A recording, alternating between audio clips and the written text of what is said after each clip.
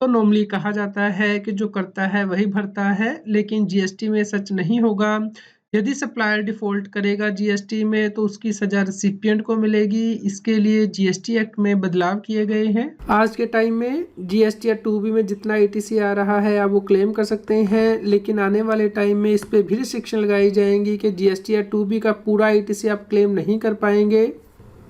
अब यदि किसी व्यक्ति ने नई रजिस्ट्रेशन ली है तो गवर्नमेंट ये रिस्ट्रिक्शन लगा सकती है कि वो कितने टाइम पीरियड तक इनपुट टैक्स क्रेडिट को पास ऑन नहीं कर सकता है जीएसटी एक्ट के अंतर्गत।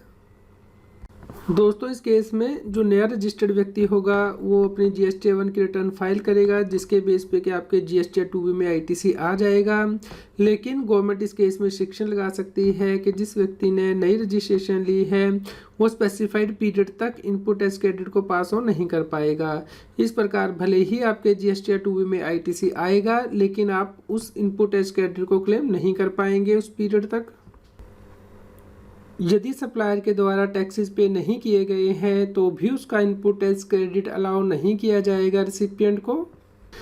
यहाँ पे नई रिस्ट्रिक्शन लगाई गई है कि यदि कोई व्यक्ति जीएसटी में रजिस्टर्ड है और जो कि जीएसटी की पेमेंट नहीं करता है और ये डिफ़ॉल्ट स्पेसिफाइड पीरियड तक कंटिन्यू रहता है जो कि गवर्नमेंट स्पेसिफाई करेगी, तो उस केस में रिसिपिएंट ऐसे सप्लायर का इनपुट टैक्स क्रेडिट क्लेम नहीं कर सकता है। इस प्रकार ये आईटीसी आपके जीएसटी या 2B में तो आएगा, लेकिन आप इसे क्लेम नहीं कर पाएंगे।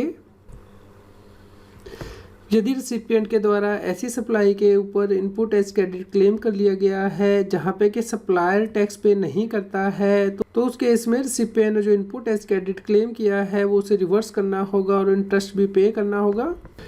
दोस्तों, जीएसटी एक्ट के अंतर्गत अब input tax credit provisional basis पे नहीं बल्कि सेल्फ असेसमेंट बेसिस पे आपको अलाउ किया जाएगा कि आप क्लेम कर सकते हैं। लेकिन जहाँ पे कि सप्लायर टैक्स को पे नहीं करेगा तो उस केस में रिसिपिएंट जो इनपुट टैक्स क्रेडिट अवेल किया है वो उसे रिवर्स करना होगा और इंटरेस्ट भी पे करना होगा।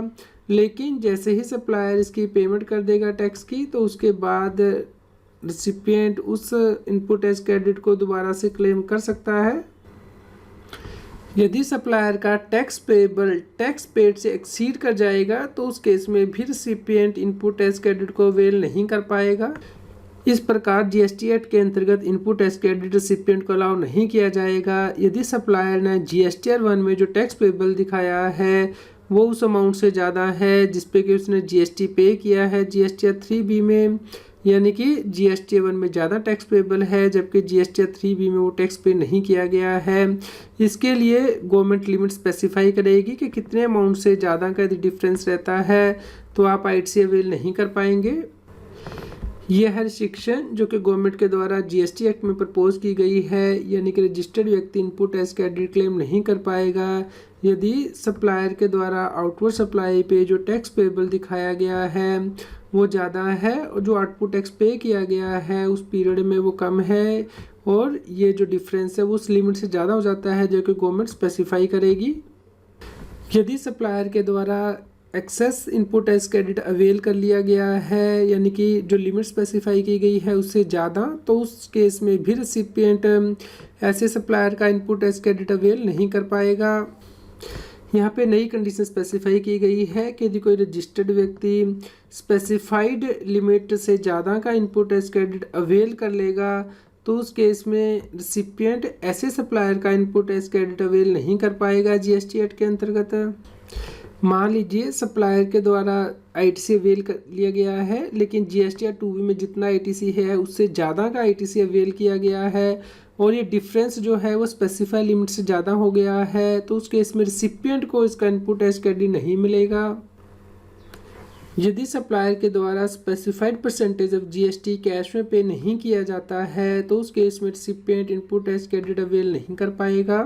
यहाँ पे स्पेसिफाई किया गया है कि यदि कोई व्यक्ति जीएसटी का डिफ़ॉल्ट करेगा, यानी कि जो मेथड बताया गया है जीएसटी को पे करने के लिए उस मेथड के अकॉर्डिंग जीएसटी पे नहीं करता है तो ऐसे सप्लायर का इनपुट टैक्स क्रेडिट अवेल नहीं किया जा सकता है रिसिपिएंट के द्वारा। दोस्तों, गवर्नमेंट जीएसटी एक्ट में नई रिस्ट्रिक्शन लगाने जा रही है। गवर्नमेंट स्पेसिफाई कर सकती है कि किसी टैक्स पेयर को अपनी आउटपुट टैक्स लायबिलिटी का मैक्सिमम प्रोपोर्शन कितना यूज़ करना है अपने इलेक्ट्रॉनिक रेडी लेजर से। इस प्रकार जो लिमिट स्पेसिफाई की जाएंगी उससे ज़्यादा का आप आईटीसी यूज़ नहीं कर सकते हैं अपनी आउटपुट टैक्स लायबिलिटी को पे करने के लिए। यदि कोई सप्लायर ऐसा करेगा तो उस केस में रिसिपिएंट को इनपुट टैक्स क्रेडिट नहीं मिलेगा जीएसटी एक्ट के अंतर्गत। इस प्रकार मान लीजिए गवर्नमेंट के द्वारा रिस्ट्रिक्शन लगाई जाती है कि कोई सप्लायर जिसकी टर्नओवर के 50 लाख से ज़्यादा हो जाती है वो सिर्फ 90% अमाउंट ही अपना इलेक्ट्रॉनिक रेडी लेजर का यूज़ कर सकता है जीएसटी की लायबिलिटी पे करने के लिए। यदि कोई सप्लायर इससे ज़्यादा अमाउंट यूज़ करेगा अपने इलेक्ट्रॉनिक रेडी लेजर से आउटपुट टैक्स लायबिलिटी पे करने के लिए तो उस केस में रिसिपिएंट को इनपुट टैक्स क्रेडिट नहीं मिलेगा।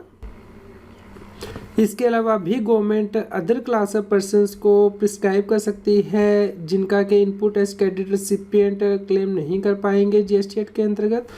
इस प्रकार अब गवर्नमेंट के द्वारा प्रपोजल दिया गया है कि वो अदर क्लास ऑफ पर्सनस को भी प्रिस्क्राइब कर सकती है जिनका के इनपुट टैक्स क्रेडिट भले ही रिसिपिएंट के जीएसटी एक्ट 2B में आएगा लेकिन वो उसे क्लेम नहीं कर पाएंगे जीएसटी एक्ट के अंतर्गत। दोस्तों, इस प्रकार जो यहाँ पे शिक्षण लगाई गई हैं वो सप्लायर के ऊपर लगाई गई हैं ना कि सप्लाई के ऊपर। यानी कि भले ही आपकी सप्लाई जीएसटी एक्ट के अकॉर्डिंग है लेकिन यदि आपका सप्लायर जीएसटी की कॉम्प्लायंस नहीं करता है तो उस केस में recipient input tax credit claim नहीं कर पाएगा। तो जैसे ही गवर्नमेंट ये कंडीशंस प्रिस्क्राइब कर देगी उसके बारे में हम आपको इन्फॉर्म करेंगे। दोस्तों, उम्मीद करते हैं आपके लिए यह न्यूज़ यूज़फुल हुई होगी। कृपया लाइक कीजिए और शेयर कीजिए ताकि सभी लोगों तक ये जानकारी पहुंच पाए और वो जीएसटी की कॉम्प्लायंस कर पाएँ। रेगुलर जीएसटी और टैक्स अपडेट के लिए इस चैनल को सब्सक्राइब करें। फ्रेंड्स, आप टीडीएस, इनकम टैक्स, जीएसटी और अकाउंटिंग सॉफ्टवेयर ऑडिट ट्रेल के साथ कॉम्प्लायंस आसानी से कर सकते हैं। इन सॉफ्टवेयर के डेमो देखने के लिए आप हमें मोबाइल नंबर के साथ ईमेल कर दीजिए taxil@gmail.com पर। आप हमें Telegram app CS Satbir Singh Taxil पर ज्वाइन कर सकते हैं ताकि आप जीएसटी और इनकम टैक्स के रेगुलर अपडेट अपने मोबाइल पर ही प्राप्त कर सकें।